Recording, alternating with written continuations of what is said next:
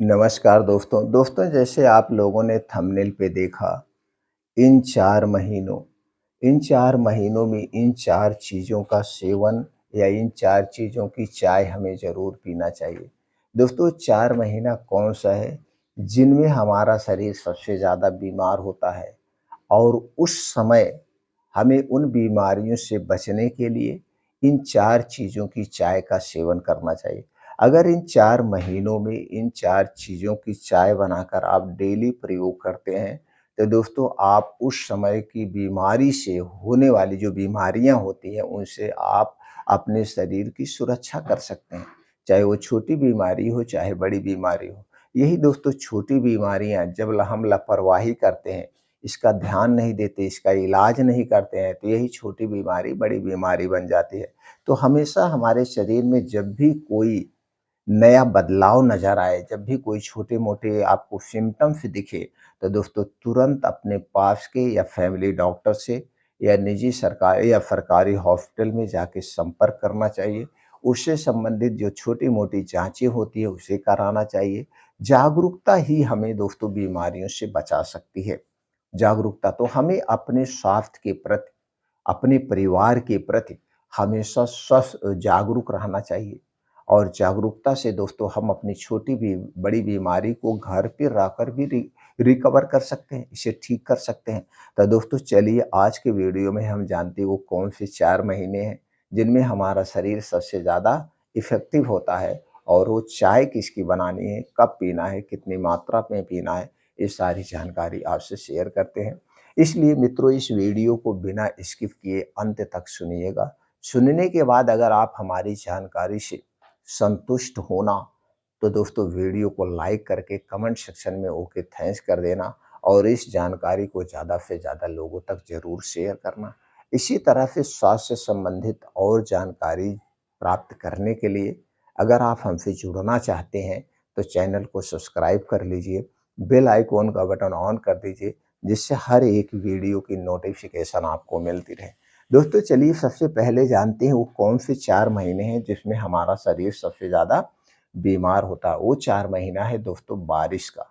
बारिश के समय में जब बारिश होती है, एक तो धूप सही ढंग से हमारे शरीर पे नहीं लग पाती है, जिससे हमारी इम्यूनिटी वीक हो जाती है। उसके कारण दोस्तों बारिश होने के कारण से दोस्तों ज़मीन से बहुत सारे कीड़े-मकोड़े निकलते हैं। इस समय वो इन्फेक्शन होने का चांस बढ़ सकता है और दोस्तों बारिश के समय में हमारे शरीर में जो वात, पित्त, कफ पाया जाता है, ये वात, पित्त, कफ डिस्टर्ब हो जाता है। बारिश समय में हमारा पाचन तंत्र स्लो हो जाता है क्योंकि हमारे शरीर पर सूर्य की किरणों कम पड़ती है, सूर्य की रोशनी कम लगती है और हमारे पाचन तंत्र का सूर्य की रोशनी का गहरा नाता है। जैसे एक बेटी और माँ का रिश्ता होता है, उसी तरह से सूर्य की रोशनी का और पाचन तंत्र का रिश्ता है। दोस्तों अगर 1 आध महीना धूप ना हो, तो हमारा पाचन तंत्र वीक हो जाएगा। तो जिसके कारण से दोस्तों हमें बार-बार वायरल फीवर, सर्दी, खाँसी, जुकाम होते रहते हैं और दोस्तों दूसरी तरफ बारिश के दिनों में कब्ज़ की शिकायत ज़्यादा बढ़ जाती है।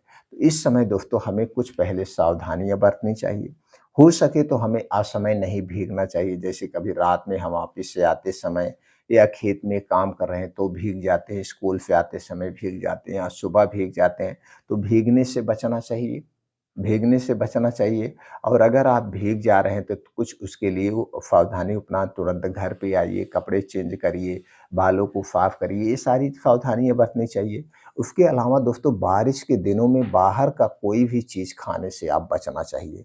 बाहर की चीज़ें कम खाइए, जैसे बाहर की चीज़ें हैं, समोसे हैं, पकौड़ी है, पिज़्ज़ा है, बर्गर है, मोमोज़ है, ये जो रोड के किनारे ये सारे छनते-भुनते हैं दोस्तों, ये हमारे लिए अच्छा नहीं होता है क्योंकि दोस्तों कहीं न कहीं लापरवाही हो जाती है, कीड़े-मकोड़े पड़ने के चांसेज़ रहते हैं।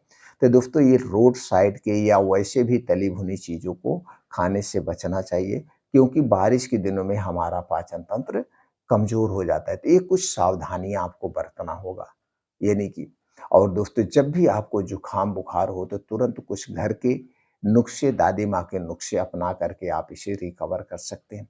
तो दोस्तों ये सावधानी आपको बरतना होगा, ख़ास करके बारिश के दिनों में और जब भी बाहर से आएँ, तो आपको हाथ, पैर, मुँह अच्छे से धुल लेना चाहिए, जिससे बाहर के कचरे में जो भी इन्फेक्शन या बैक्टीरिया आ गए हैं, वो साफ-सफाई हो जाए, इस पे ध्यान देना चाहिए और भीगने के बाद तुरंत कपड़े चेंज कर लेना चाहिए। ये सावधानियाँ हमें बरतना चाहिए और एक बात का आप ध्यान दीजिए, बारिश के समय में दोस्तों हरी सब्जियाँ लगभग नष्ट हो जाती हैं, पानी लग जाता है खेतों में, जिससे हरी सब्जियाँ नहीं मिल पाती है। तो हमें ये ध्यान देना होगा मार्केट से सब्जी लाने के बाद, मार्केट के समय में पत्तेदार सब्जियाँ खाने से बचना चाहिए।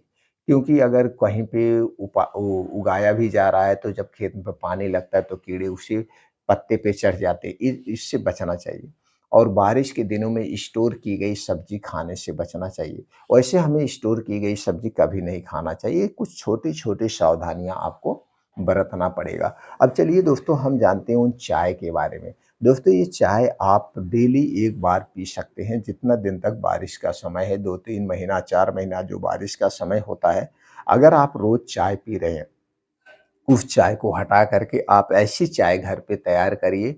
इस चाय के पीने के बहुत सारे फ़ायदे हैं। बहुत सारे फ़ायदे, जैसे आपको सर्दी, खाँसी, जुकाम से भी बचाएगा। शरीर में, जोड़ों में, कमर में कहीं दर्द है उससे भी बचाएगा। वायरल इन्फेक्शन से भी बचाएगा, जैसे जो भी वायरल इन्फेक्शन उस समय होता है उससे भी बचाता है और शरीर की इम्यूनिटी को स्ट्रॉन्ग बनाएगा। इतने सारे फ़ायदे इस चाय के हैं। तो दोस्तों, चलिए जानते हैं चाय में किन-किन चीज़ों का प्रयोग होगा, चाय कैसे तैयार की जाएगी। दोस्तों, चाय बनाने के लिए आपको चाहिए 1.5 कप पानी और इस 1.5 कप पानी को गैस पे आप चढ़ा दीजिए। अब इसमें डाल दीजिए अदरक का 1 इंच का एक टुकड़ा, 1 इंच का अदरक का टुकड़ा डाल दीजिए, इसे खून करके। दालचीनी एक छोटा-सा टुकड़ा डाल दीजिए। हरी इलायची 2 से 3 पीस और तुलसी की दोस्तों 5 4 से 5 पत्तियाँ डाल दीजिए। इस कितनी चीज़ें हो गई हैं, तुलसी की पत्ती, हरी इलायची, दालचीनी और अदरक। ये चीज़ें डाल करके उस चाय को बढ़िया से पकने दीजिए।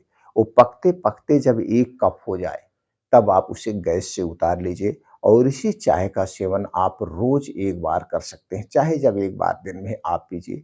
अगर सुबह आपको चाय पीने की आदत है, तो आप सुबह पी लीजिए। दिन में या शाम को, यानी सूर्य डूबने के पहले ही पीना है, सूर्य डूबने के बाद नहीं पीना है।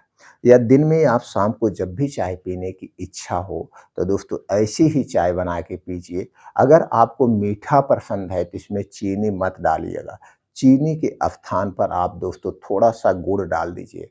गुड़ में कैल्शियम, फास्फोरस प्रचुर मात्रा में पाया जाता है, विटामिन सी पाया जाता है, कार्बोहाइड्रेट पाया जाता है, जो आपके शरीर को तुरंत एनर्जी देगा।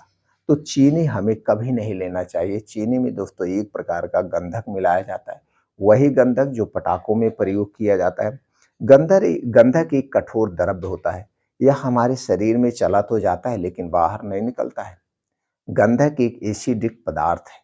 इसलिए दोस्तों हमें चीनी भूल कर भी ज़िंदगी में नहीं खाना चाहिए, कभी नहीं खाना चाहिए। लेकिन आज के समय में चीनी से बनी हुई बहुत सारी चीज़ें हम खाते हैं, तो इससे आप छोड़ दीजिए। तो दोस्तों, इसके स्थान पर आप गुड़ को डाल के इस चाय का आप काढ़ा बनाइए और इस चाय को आप लोग सब लोग पी सकते हैं, जिससे दोस्तों आप बारिश में होने वाली बीमारियों से आप काफ़ी हद तक बचे रहेंगे।